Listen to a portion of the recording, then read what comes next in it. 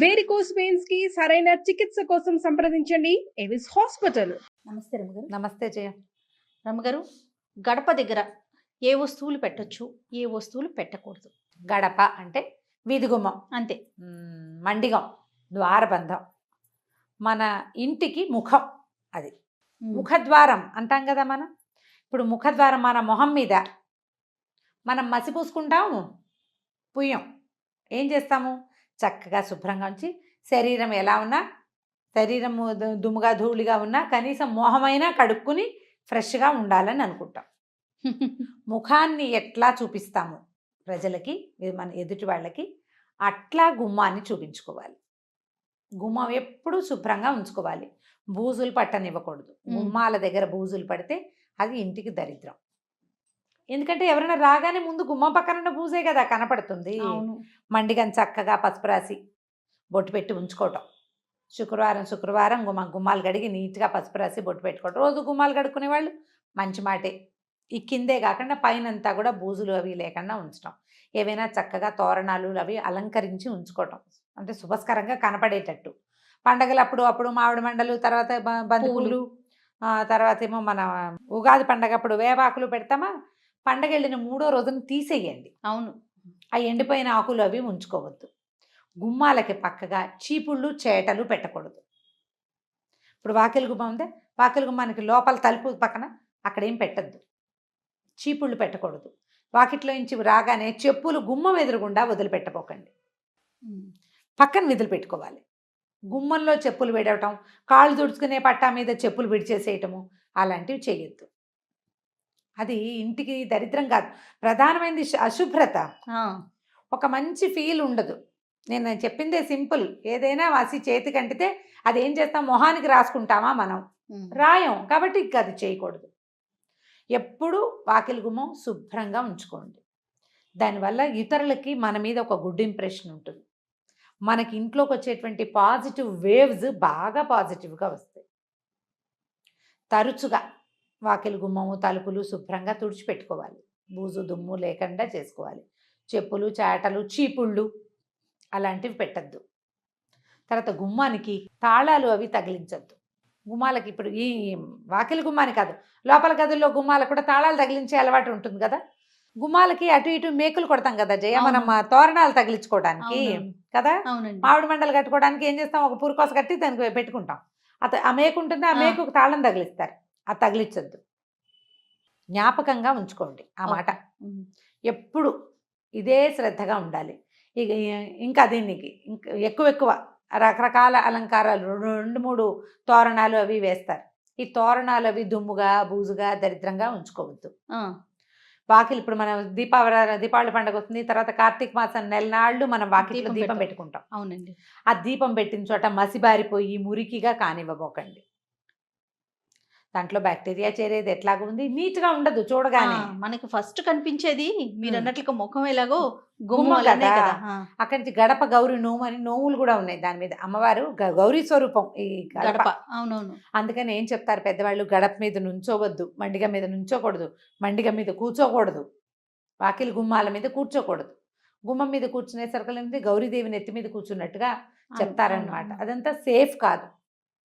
ఈ ఇంటికి ఆధారం గుమ్మం. మన ఇంట్లోకి వచ్చేటువంటి పాజిటివ్ ఎనర్జీకి అదే ముఖద్వారం, అదే దారి. మన ఇంట్లో నుంచి బయటికి వెళ్ళే నెగిటివ్ ఎనర్జీకి కూడా, లేదా పాజిటివ్ ఎనర్జీ కూడా అదే దారి.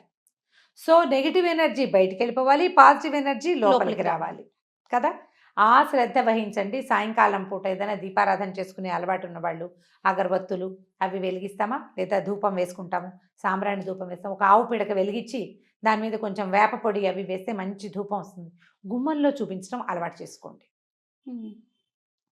ఈ రోజులు ప్రస్తుతం మనం ఉన్న పరిస్థితుల్లో ఇలా పిడక పొగలు అవన్నీ కూడా మనకు ఆరోగ్యానికి మంచిబట.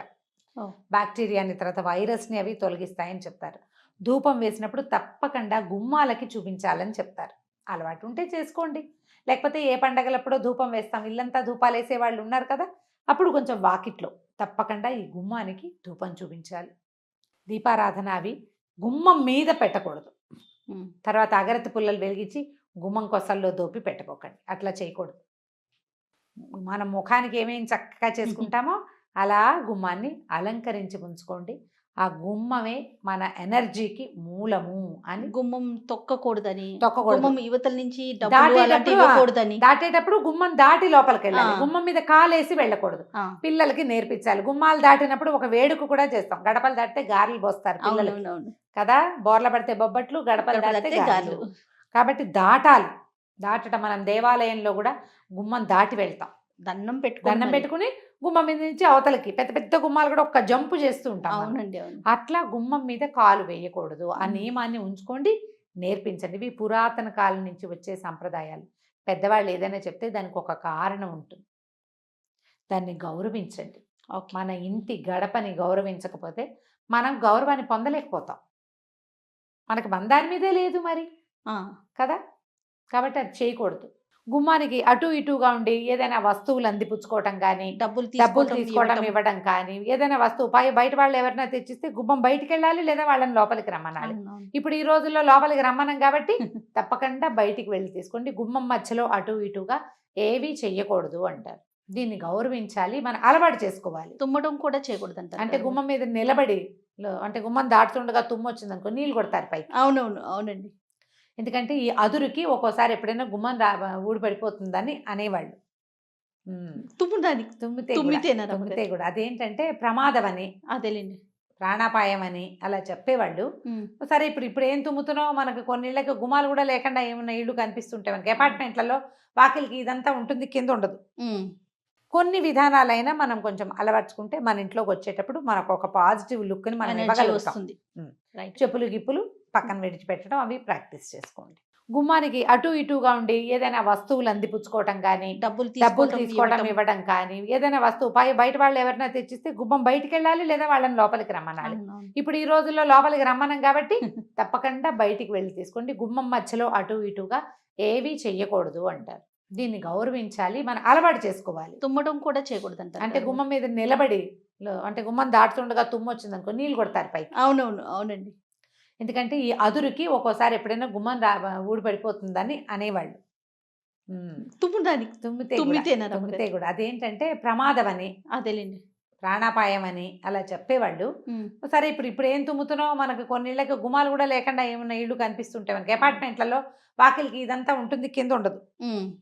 కొన్ని విధానాలైనా మనం కొంచెం అలవర్చుకుంటే మన ఇంట్లోకి వచ్చేటప్పుడు మనకు ఒక పాజిటివ్ లుక్ని మనం ఎనర్జీ ఇవ్వగలుగుతాం. వస్తుంది. రైట్. చెప్పులు గిప్పులు పక్కన విడిచిపెట్టడం అవి ప్రాక్టీస్ చేసుకోండి. రైట్ అమ్మగారు. నమస్తే. నమస్తే.